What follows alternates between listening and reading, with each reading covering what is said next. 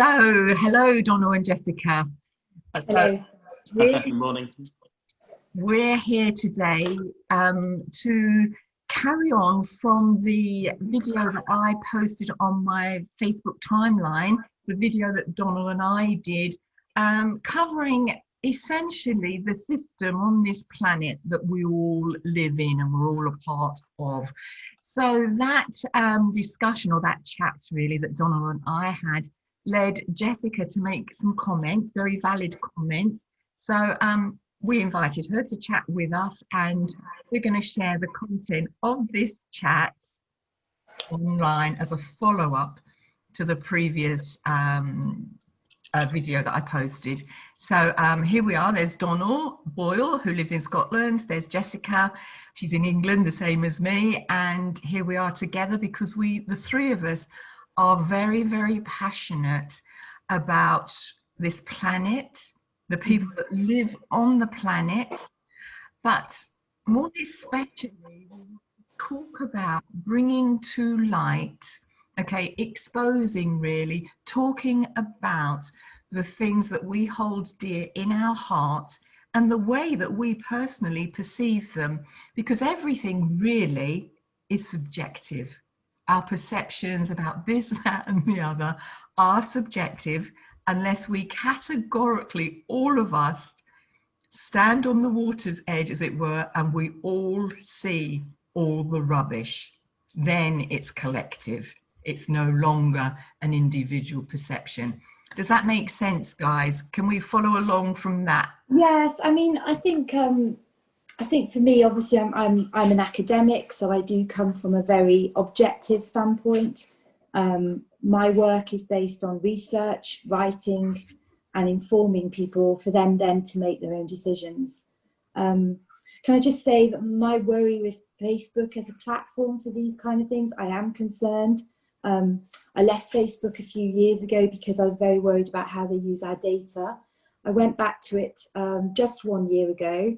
Mainly because I wanted to follow some groups and engage with various conferences and things online and my daughter's school.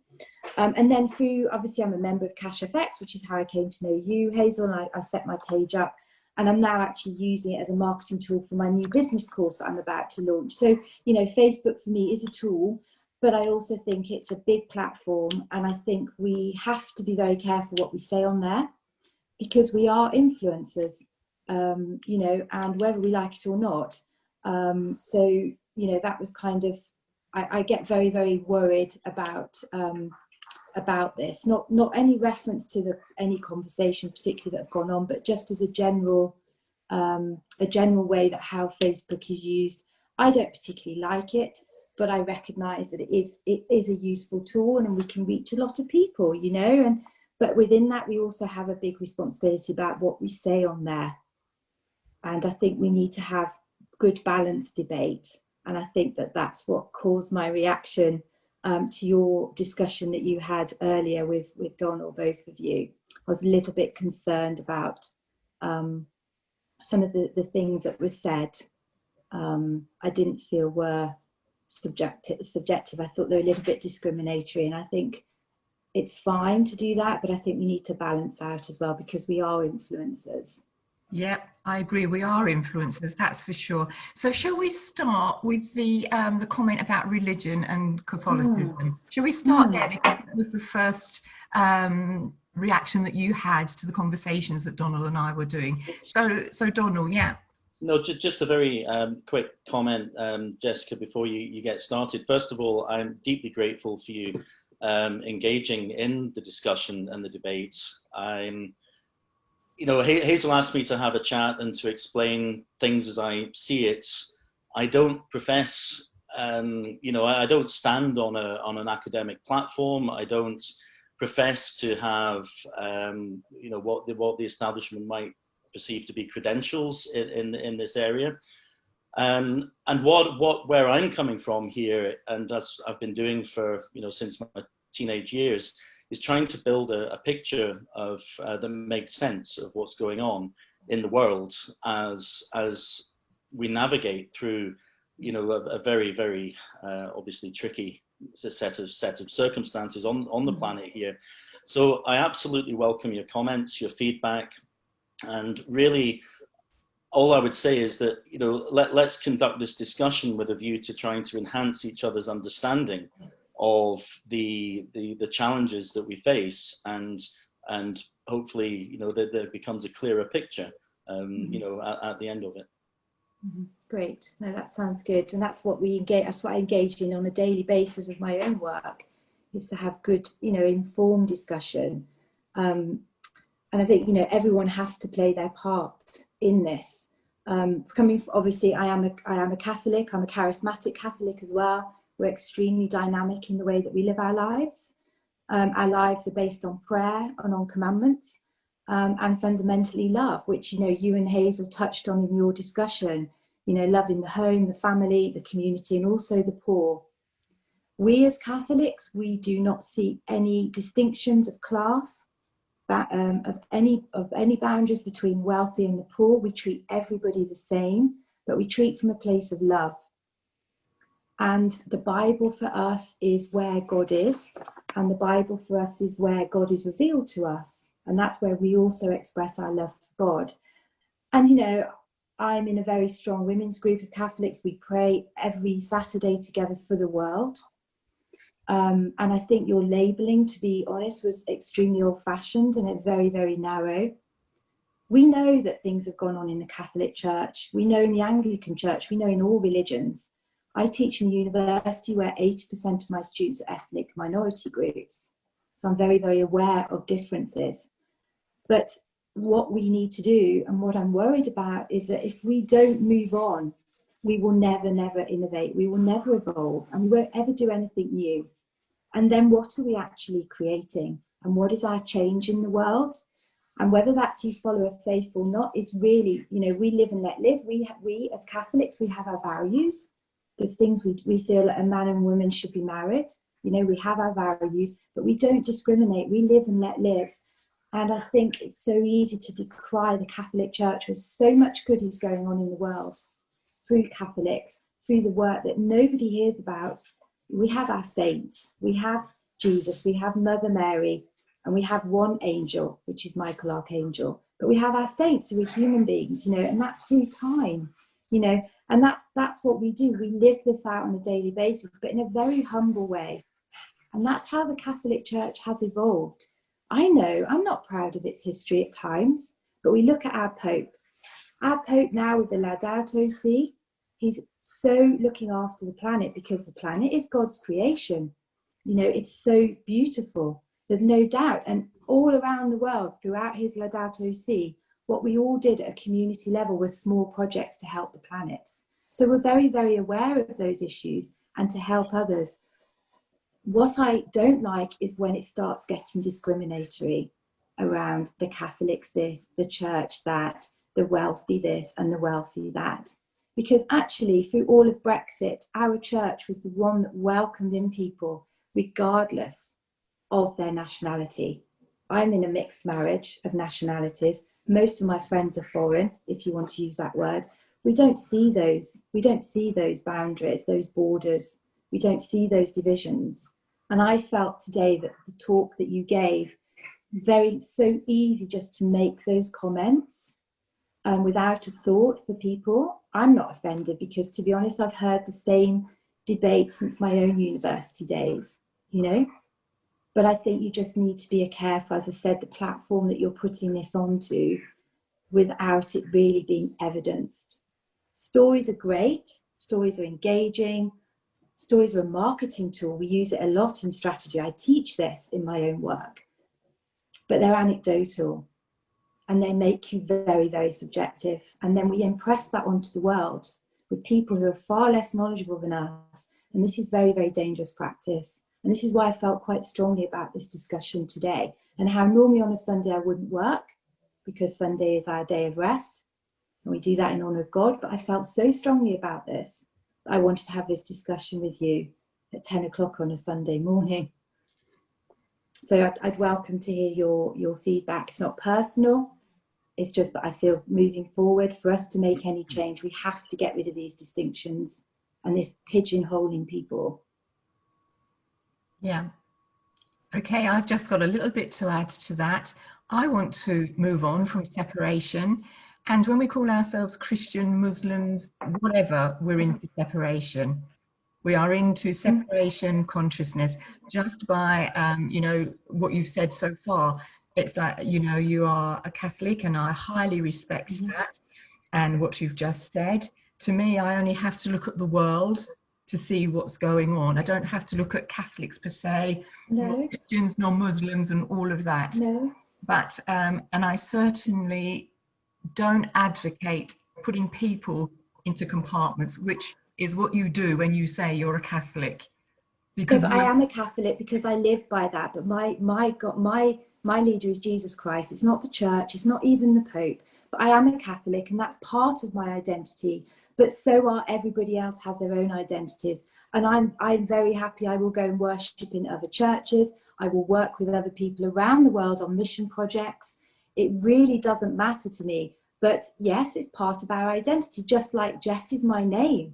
It's, and I'm English. My husband is Spanish. yeah, For but me, Hazel, it's a little bit there more is than no that, though, difference. isn't I'm it? not.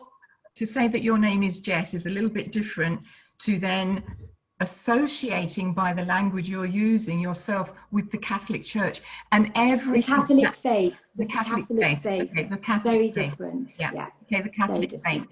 and what that emotes in people. Mm. It is very emotive. When we talk about Great, though, but religion, that's good. It's yeah, good to have that emotion, and it's good to have this debate, and it's good. But what I don't like is when people decry so easily other faiths, and it's not just Catholicism, it's anything to do yeah, with the church, it's anything to do with any way that you want to live your life, and put it out there on social media as this is the truth. It's very, very discriminatory, and some people get we very, very come on. upset by it. Can we come into common ground just for a moment? To me, the truth, in inverted commas, is that every single human, animal, plant, river on this planet is a part of God. Of And then course. we come down from that, and then we compartmentalize ourselves and give ourselves labels, whether that's Jess or Hazel, that's being, my name, or whether it's what faith we belong to. We have come down from the Godhead by putting ourselves into these, I'm going to call them compartments for the sake of this Yeah, I don't agree with the levels and the hierarchy at all. We're all connected throughout the Yes, world. we are. I don't need to use language to give a label. It's just often these days with administration, when you fill out a form, you have to tick your sexual preference or your religion. It's fine. But you are using labels by saying you're a Catholic. That is a No, because label. we've come on here today. I don't go out to the world and shout, I'm a Catholic. I don't. I do it through my actions in my work. But we've come on here today to discuss the comments that were made this morning, which I felt were wrong. And that was about Catholicism that was brought up by you. That is why I'm using the word, I am a Catholic. I'm extremely proud.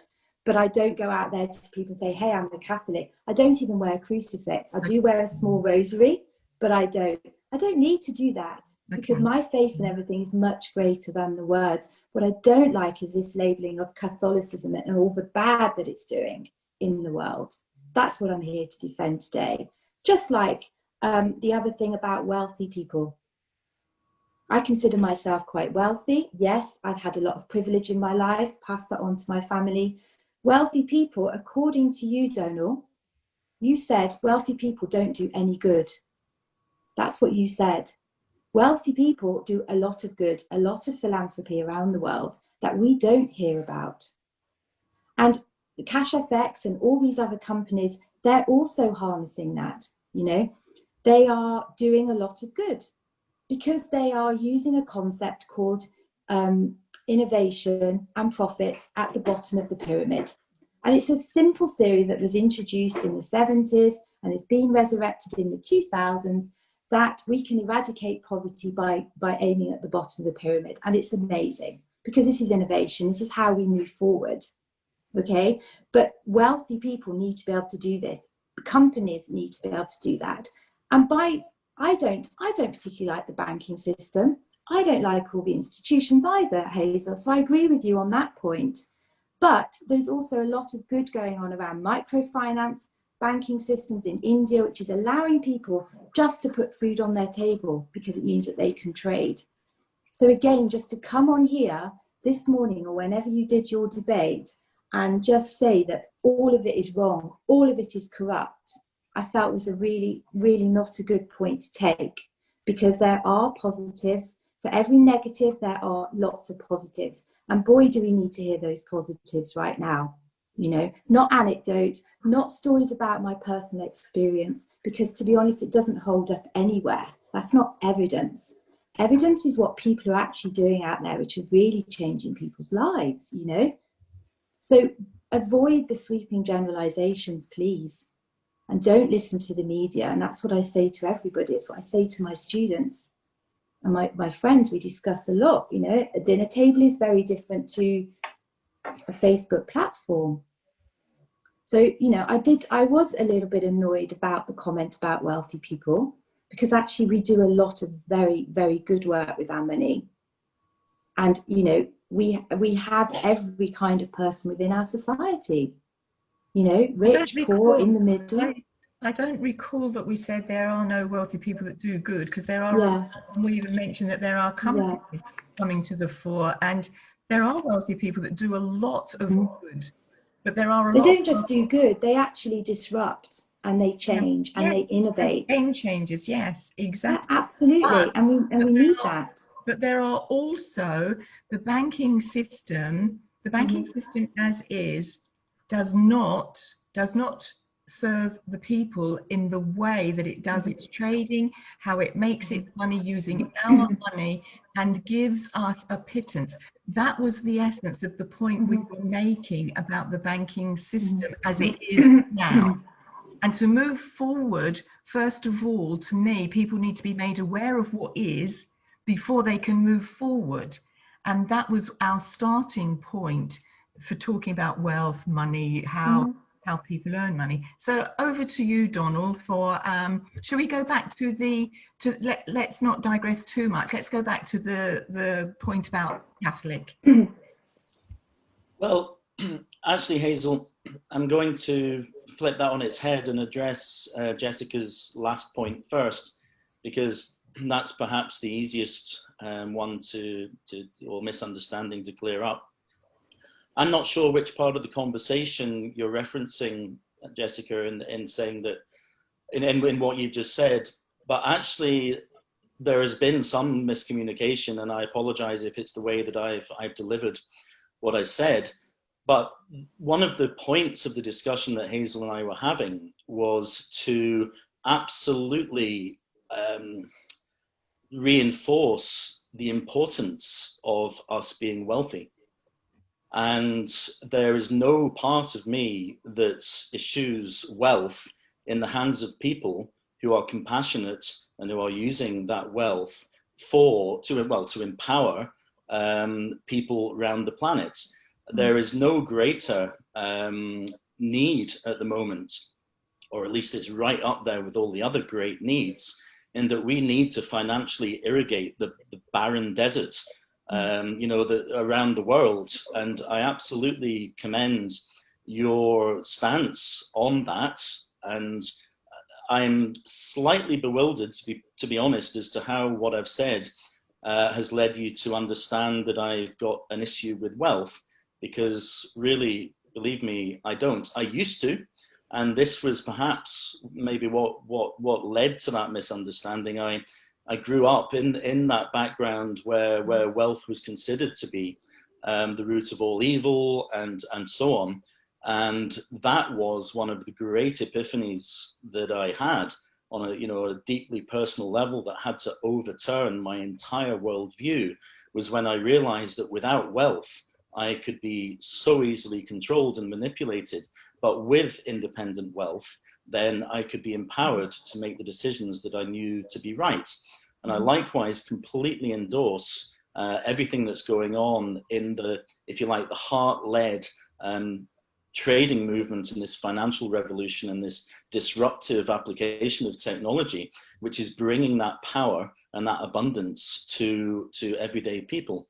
So I don't know, would you like to comment on that, Jessica, in Yeah, terms I mean, of it's what not your just, understanding yeah. was? I mean, it's not just in the finance world, though, is it? It's, you know, we've got healthcare systems being introduced to the poor in India. We've got sanitizing products. We've got all sorts of amazing projects happening at the bottom of the pyramid. You know, this is a proper theory, and this is where we can do good and we can eradicate poverty. And banks are involved in this. Big corporations are involved in this. And no, I agree with you, Hazel. I don't like the fact that banks don't give me any money, any interest on my savings, or they charge me too much on a loan. Of course I don't. And I see that my students and the amount of debt that they get saddled with. But there's also a lot of good. And my only point really is to say this has to be a balanced debate. And I just get very worried.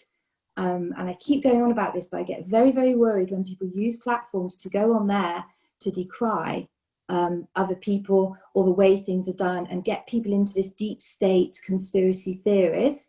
And also I think that it can come across a little bit shouty, and I think it can come across as you are seeing people as a little bit more naive than perhaps they are. Not you personally, but I think in general. And then we get caught up in this dialogue, which is just really not very helpful. And actually, it's in a way you're suppressing people in that way, because you're not allowing them, by not giving balance, you're not allowing people to form their own opinions in a balanced way. Hearing stories about your schooling, you know, I'm really sorry you had such bad time and you found the gap between your schooling and the move to a privileged school very wide. Again, that was a long time ago. But we need people at all levels. We need people at all levels. The reason that we share our personal stories, and that I am an advocate of that, because as we talk about our stories, people relate to that very much. And it seems that a few, but overall, generally, not many people share their personal stories that others can relate to. And that, to me, is how we build connection and relationship. Oh, absolutely, yeah. So we do share our stories in that way. Donald's story about his, you know, getting the sponsorship to go to a school where wealthy kids are was very enlightening to me, and I could see straight away the huge diversity there. And my story about blind spots, which we've all got, you know, unless we talk about our stories, and you're talking about your story right now, what else have we got? No, absolutely, stories. I mean, the story. So I think, you know, and I will always share my personal stories to illustrate and to help people, one, to see where I'm coming from, and two, if it resonates with them, let's chat about it further. If it doesn't resonate, then, you know, well and good, they move away. But there is no way, as you were just inferring, that we treat people as not intelligent and able to make their own. Well, naive. I mean, storytelling we've been doing for about... There are a lot of people that do not know how the banking system works. And personally, I'm passionate about helping people to understand how it really does work. And people don't want to go down that road, fine. And a lot of people are naive. That is the truth. They don't know how the banking system works. They don't know, for example, how people in Zimbabwe are treated. They're not even allowed to have a bank account. You know, there is no currency in Zimbabwe. It's all in US dollars. So this is so important, and it's widespread, it's global. So to me, that is balanced. And the first place... But you didn't, sorry, Hazel, to come in there, but you didn't put that balance on the argument. I mean, storytelling we've been doing for centuries, haven't we? Thousands of years, just through pictures originally, before we even had language. Language is new. Stories are engaging. Of course, it's the way that we connect with people. It's a very powerful marketing tool as well. We use it all the time. Great. And people relate to them. I'm just about to launch my new business course, and one of the things is what's your story behind your business. You know, storytelling is absolutely key because that's what people buy into. However, it needs to also, because what can happen is you tell a story and then that's my opinion. And that's what everybody else thinks. And that's how it came across. And that is what worried me, you know, because so here we you are know, today. it was, so here you're we are. Catholic, you're wealthy, and this, and this. No, and I think you have to be very careful. So it's about the balance, Hazel. Yeah, you know? I truly hear you, but I think you need to go back and watch that video again. I really do. I really, Well, I really did do, watch it very Jessica. carefully, but Yeah, yes. I'm sure you did, but I do, from what you're saying now, that Donald, for example, didn't advocate wealth. That was He didn't. He said wealthy people have not done good in the past or wherever. But well, and these are I'll check sweeping that. generalizations. I'll check Yes, that. please do. So I'm just writing this down, Jessica. So Donald said, wealthy people do not do good. Yeah. If he said that, it was when he was telling his story about his school Yeah, day. probably. Which again is why we have to be. And then I think you will find that that was balanced out, because we also, both of us, said there are a lot of wealthy people in this world doing a lot of good. We actually did say that. I know that. I know, and businesses are. Yeah, you know, and they are. They are. Yeah, So we did balance that out in that chat that we did. It would be nice to hear the case studies, to be honest. I know we talked about Tesla, but Tesla's quite one. But I mean, it'd be nice just to hear some sort of case studies of where, you know, I can give you tons of them, because obviously that's what I do. But you know, this is good, Jessica. In future, we started the hour, and we intended, our intention to do more and more of them, so that, you know, that was our starting point. But I would love you to come on with, you know, case studies, but you know, keeping it to an hour, most definitely. And you know, companies, these big companies, these evil deep state ideas around banking. Yes, I know, but you know, and companies like CashFX is exactly the same, whether you like it or not. They're exactly the same as MasterCard. I like CashFX. I'm with them. I'm watching still a little bit from afar, if I'm honest, to see how their business practice develops. But that's just me taking a considered approach.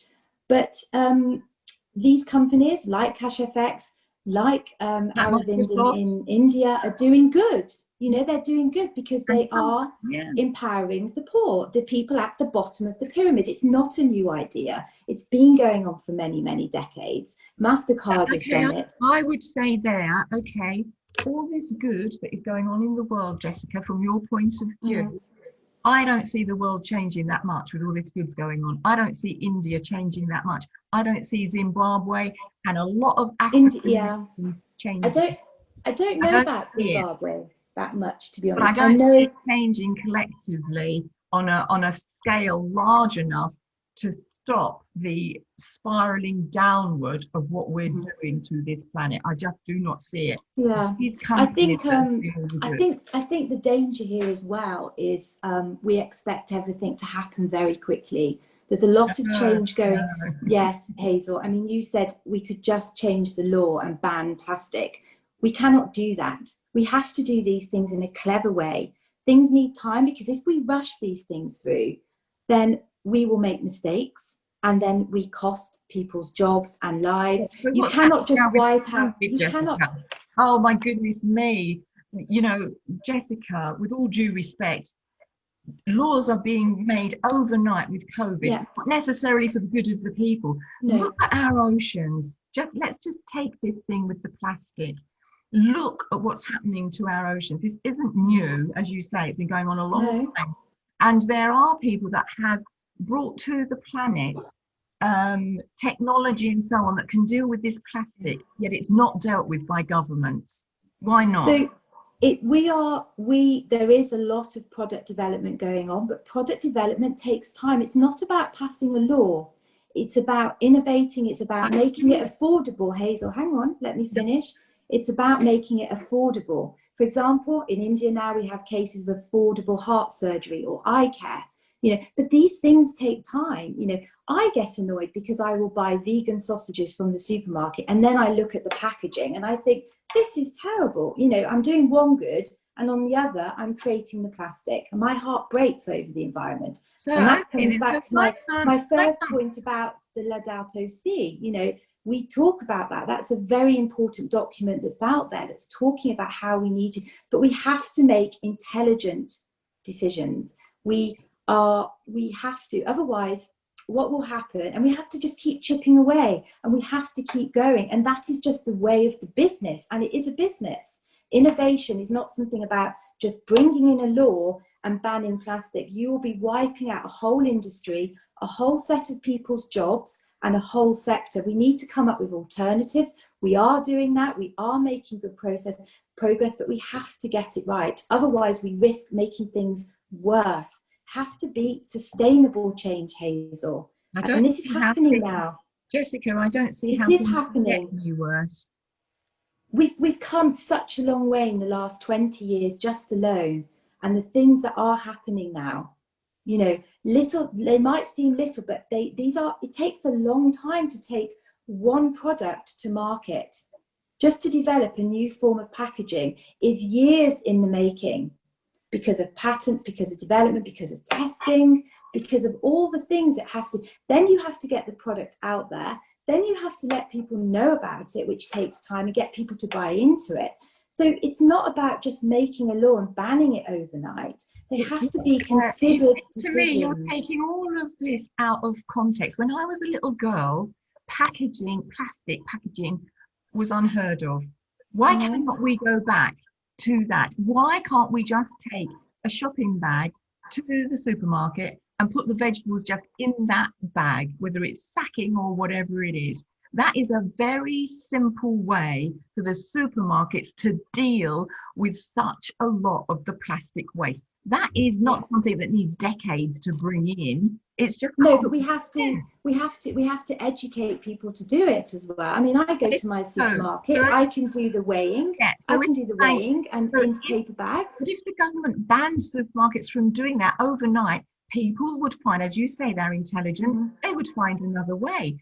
But to me... But no, it doesn't work like that though, Hazel. I'm really sorry. It doesn't, Hazel, not in the business world and in industry. You have to have alternatives. You have to have substitutes. No. You can't just take it away and say to the people, oh, here you go. You sort it out. You deal with it. I'm sorry, Hazel, but you can't do that. You can go. And you'll be losing, people will lose their jobs, you know, especially at the moment. Jessica, I'm talking about just taking your own shopping bag to the supermarket. But people do that.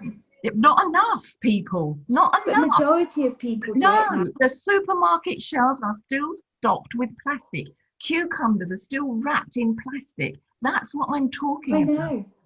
I know. It takes time. Why does it though? That's so so I love the example of a cucumber, because I've been thinking about this recently actually. To transport a cucumber from wherever has to be transported in a certain way. So the way that the industry has developed, wrongly, I agree with you, is plastic. It's very cheap, it's very easy, and it seals the product so that then when it travels, however thousands of miles that these fruits and vegetables are traveling, they arrive to us in a fit state that the supermarket can sell, because nobody wants to buy anything that has any kind of defect on it. If it's got a defect, the supermarket has to throw it away. This is a real life situation. That is a big cost to the supermarket. Well, then we have food waste. Then they need to change their policy. I lived in Cyprus, and they sell, you know, what we call misshapen vegetables, vegetables that look ugly. Then there's nothing wrong with them. Why can't we do that here in England? It is a mindset. It is a mindset of the consumer. Yeah. But this takes but that's what I'm saying to you, Hazel. It takes time to educate people. You cannot just, and my point was when you said we ban it overnight. I think we can. Overnight. We can't. We can. One of the things one of my modules that I run is around innovative thinking. And one of the contemporary problems that I gave my students was actually, how do we sell ugly fruit in the supermarket? You know, and just the innovation that we need to come up with to get that idea out there and to educate people so that we're not having food waste, which is the other side of the coin. It takes time. So for me, yes, let's ban plastic. I'm all for it. But let's ban it overnight is not realistic. And that was all I wanted to say. Yeah. Okay. Well, look, my answer to you then is, to me, it is unrealistic to not ban it now in 2020 overnight. It's gone too far, and it's unrealistic to think that the consumers, ordinary housewives, mothers, fathers, children, cannot adapt to the cucumber is no longer wrapped in plastic. So What is the solution? How are we going to transport this, as we're using the example of fruit and vegetables? How are we going to transport them? The same way we transported it when I was a little girl, and you didn't get a cucumber wrapped in plastic. Exactly. The same way that my mother... You probably didn't get mangoes or pineapples or grapefruits. See, now but then they are not the fruits of this country. We have pears, apples, and all of that.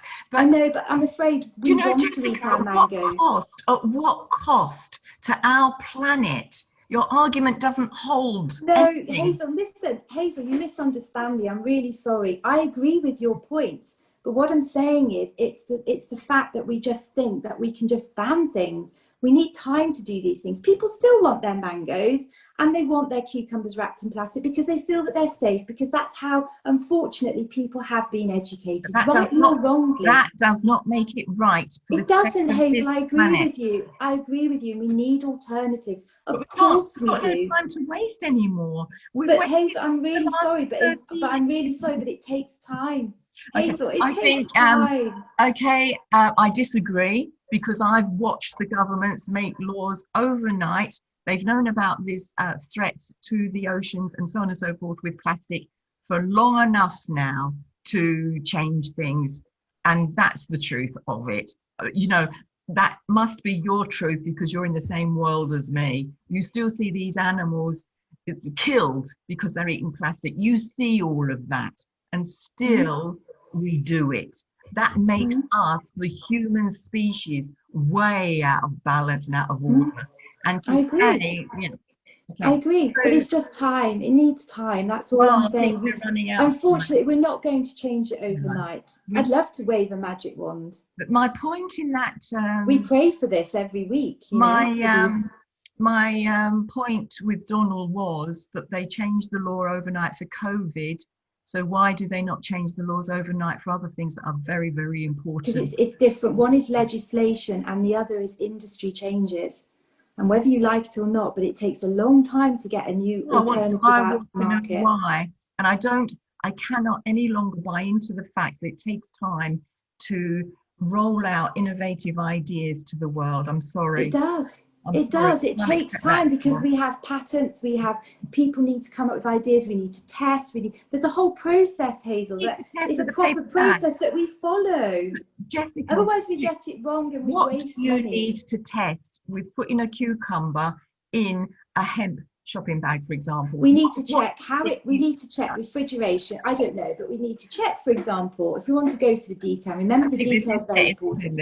We need to test temperature, we need to check, we need to test how well it's kept. We need to check if it's still a health and safety product. Of course we do, because we have the laws of the land to abide by. It's a fact. It's not my rules, it's not my system, but it is just the way that things are, rightly or wrongly. So yes, I'm all for you. It was just the fact that overnight concerned me. You're taking it out of context, because I'm not. You are, because I mentioned they changed the laws about COVID overnight. No, but they're different things, Hazel. But I'm just saying to you, you're okay.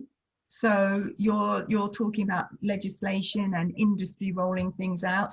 And in the context of my conversation with Donald, I said they changed the law and the legislation with COVID overnight. Yeah. Why cannot they do it with other things that are very important to the survival of this planet and many species? Why can't they do that? I've answered the question. Yeah. Okay, Hayes, I've answered the question. We have to take care of our industries. We cannot wipe industries out, because then people will lose their jobs. And if people lose their jobs, you can forget all the animals and trees on the planet. If people haven't got money, we will go into a downward spiral. We're seeing that now with COVID. We have to do things with head, we have to do things with time, and we have to do things with thought. And that is all I'm saying to you. Yes, let's keep innovating, of course, and we need to keep changing, and we need to improve for everybody, the animals, the planet, all of us living in this mad world that we are at the moment.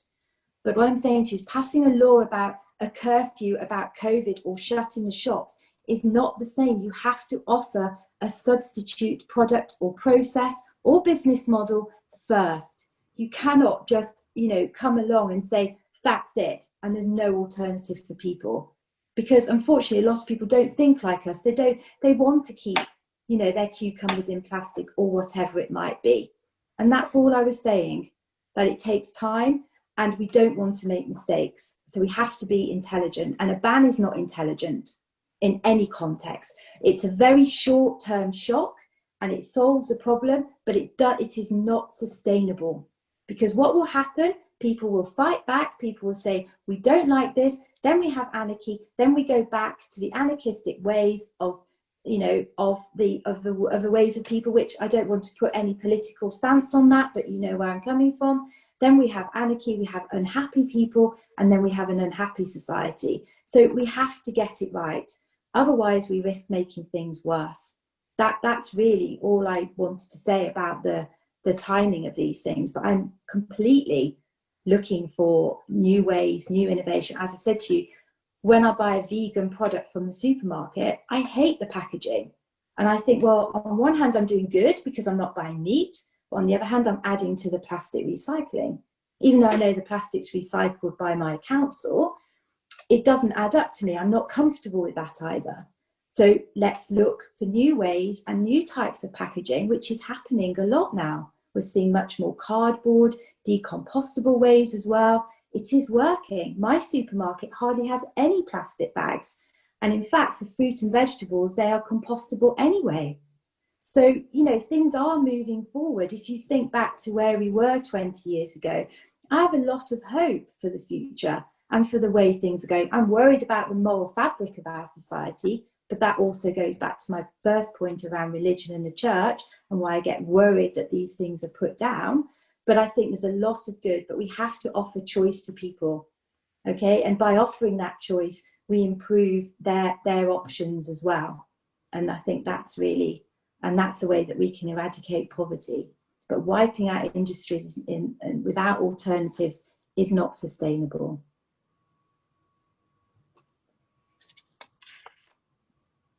Okay. Donald? Yeah. There's a lot to unpack in there, Jessica. An awful lot to unpack. I've made mental notes of a few of the issues that you raised, and I apologize if I don't address everything. But I'm going to go in reverse order with the points of you raised. And again, I just want to emphasize that I'm not here to try and disprove what you're saying, or indeed to defend my own position, because I don't honestly feel as though I have a position to defend, and I am only interested in trying to establish an understanding of what's going on. But to go back to one of the earlier points with regard to stories and anecdotal evidence and so on, my background's in engineering, so I'm well versed in the kind of things you're talking about with regard to patents and so on, and engineering processes. So, that's not lost on me, in the slightest. But if I can just start by addressing the last thing that you said about you can't just legislate a business out of existence overnight. Industry, yeah.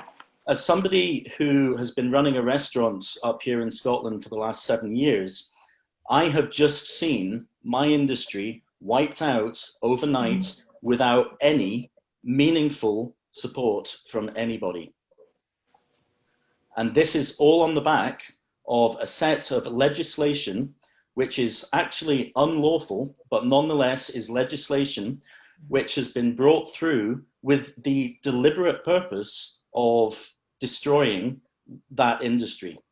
Now, I know that that's a contentious thing to say, but I'm on the coalface with this, and I've done massive amounts of personal research into what's going on and why it's going on. And I could point to levels of corruption at absolutely every level, from our local representatives, MPs, right through the government, right up through the World Economic Forum, the IMF, the so-called philanthropic organizations. And I can demonstrate and I can show, I'm not going to do it here because we don't have time, but our industry has been wiped out overnight. So what I'm going to say in response to you know, the discussion, and I don't want to get drawn into the debate about plastics, is that alternative technologies for all of these planetary destructive practices have been available for decades, if not hundreds of years, but there has been absolutely no commercial desire to act on them because they can't be profited from in the same way as oil-based solutions. Yeah, no, and honestly, I'm not disagreeing with you. You know, I'm not here to defend any government. I don't particularly take a governmental stance like you and Hazel do. I don't take a political point of view on this. I look at it from a business point of view. But for me, really, it's not, yeah, we can talk about our opinions, we can talk about content. I can give you case studies, you can give me case studies, and we can talk forever, and it'd be great to do that over a dinner, you know. But my whole point for coming on here was the fact that I felt that putting something on the platform wasn't balanced, was anecdotal, and we are influencers and we have a responsibility to back things up by evidence. So whether we move forward and we say, right, you do another one of these discussions, that would be my only ask of you. And there was a couple of points I didn't like. I felt that they were discriminatory. So I've just come on here today to defend those points around the Catholic Church, around wealth, and that we can't ban things overnight.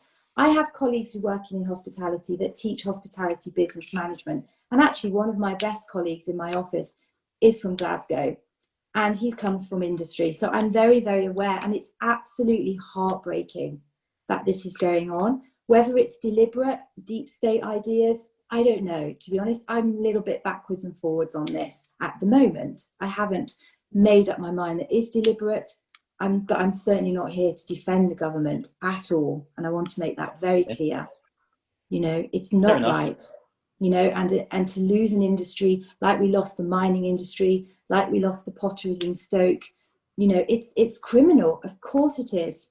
But just like the plastic packaging industry, we can't lose that either. So that was my point to Hazel about banning things overnight.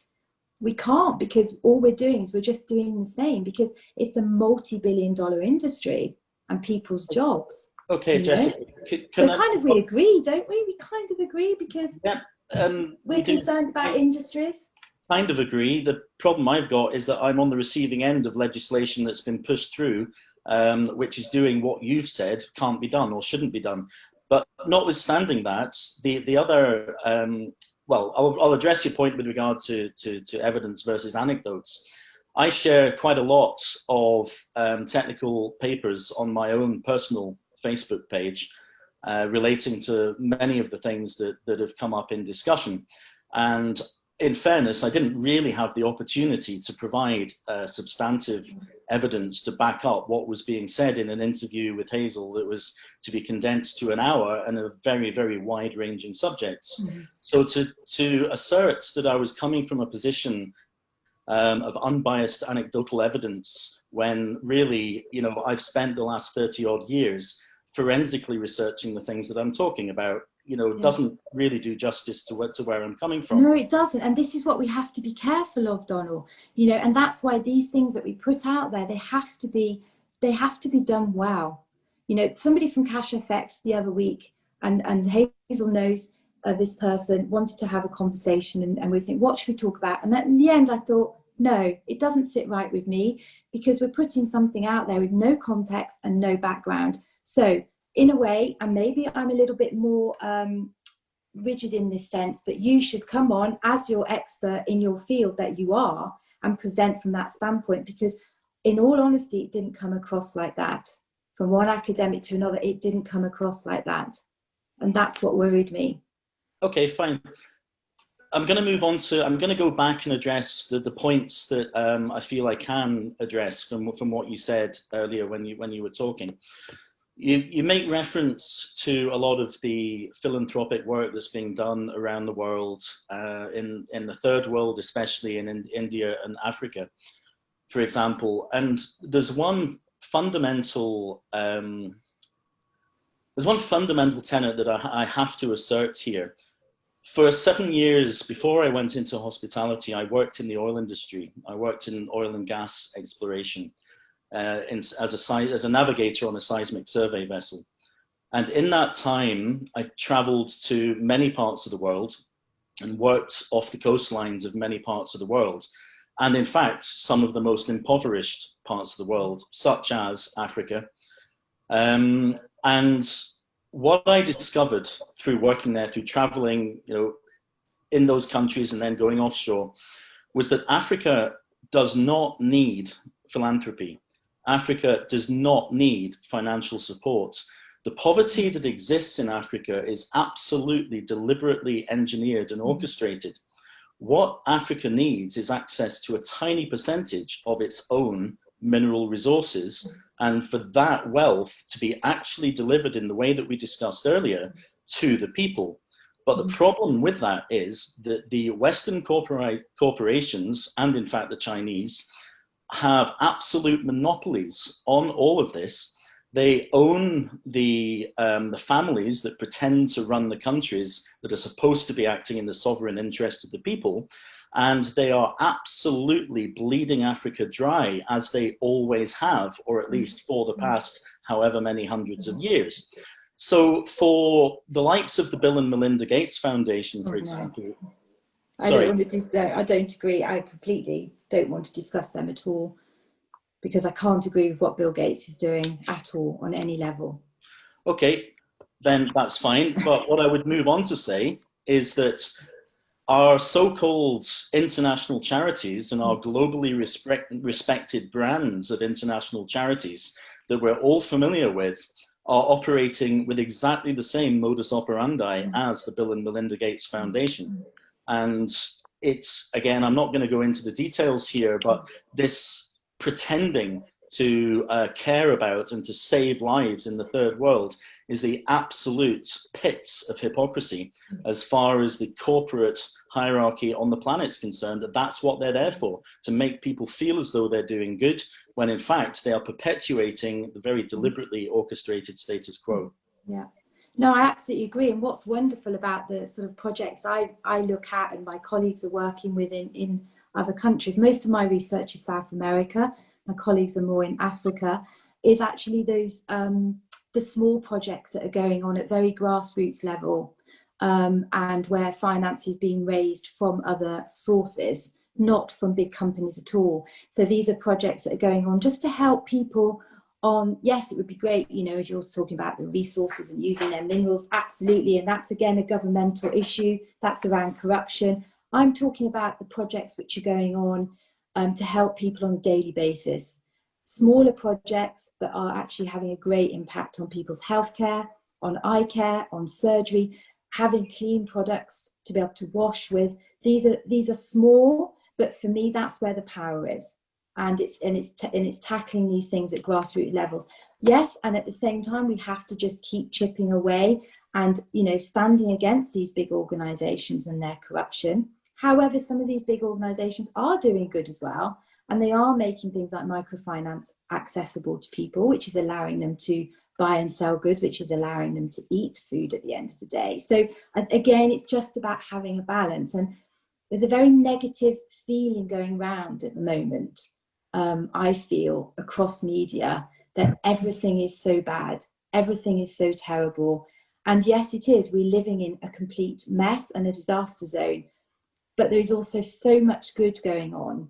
And I think that work gets forgotten. And if we could put some of our energy into those projects and talking about those projects and getting people to support those projects, then we're going to make the change that we need, because we cannot take on everything all overnight. It takes time. And, thank goodness these organisations are rocking the boat and they are disrupting, and people like us are speaking out about them. But we can do that anyway, but I'm on about the smaller projects going on where innovation's happening, which is eradicating poverty, and just in recent years as well. And that's what we need to keep moving forward, to make that change. And I feel passionate about it, but I don't want to call people into this negative mindset that everything's terrible and deep state and conspiracy. We didn't mention, Jessica, we didn't mention one time deep state. We didn't mention. No, but it was there. I understood it was there. Yeah, I understood it was there. And also, we are on the same page. We want the wealth in this world to be shifted and balanced. So I think the three of us are on the same page with what we want to see rolling out in the world. The only thing we disagree on is how that's going to be achieved. And for me, it's about how we put it across on these platforms like Facebook. That was my starting point for all of this. So We have to be careful how we use these platforms. We really do. No, because honestly, Hazel, this is a serious problem. You know, I'm seeing it in the university generation. I'm seeing it with the school generation. And I just think we need to keep a balanced approach. For example, Donald's credentials, you know, something like that should be scripted properly. And it should be introduced in that way as somebody coming, because then it's credible. And his background, I had no idea. You know, I had no idea, Donald, that that was your background and that you have all this expertise. It just came across as a bit of a rant. And that's what I don't like. And that's why I wanted to talk to you about it this morning. And please don't discriminate against anybody, wealthy, Catholic, pink, blue, Chinese, because it's not the way that we're going to move forward. Okay, so we've been speaking for an hour now. So we've gone through a lot with this conversation, and I'm going to, you know, end it now because it's an hour, not because of, you know, we need to talk more. And so let's agree that we're on the same page with humanity, with the world. The three of us want the same thing. We want the balance of wealth shifted, so that everybody, you know, has a sustainable income that gives them a roof over their head, food on the table, and a little piece of garden. You know, really, that's what I would want to see. And I'm not seeing it, and I'm seeing things getting worse. That's my point of view, but that's also what I'm seeing in the world. So I'm not making it up. So anyway, thank you, Jessica, for coming on, and Donald. And if we want to carry on with this, the three of us, you know, we can. All right. So thank you very much. Bye-bye. Bye. Bye.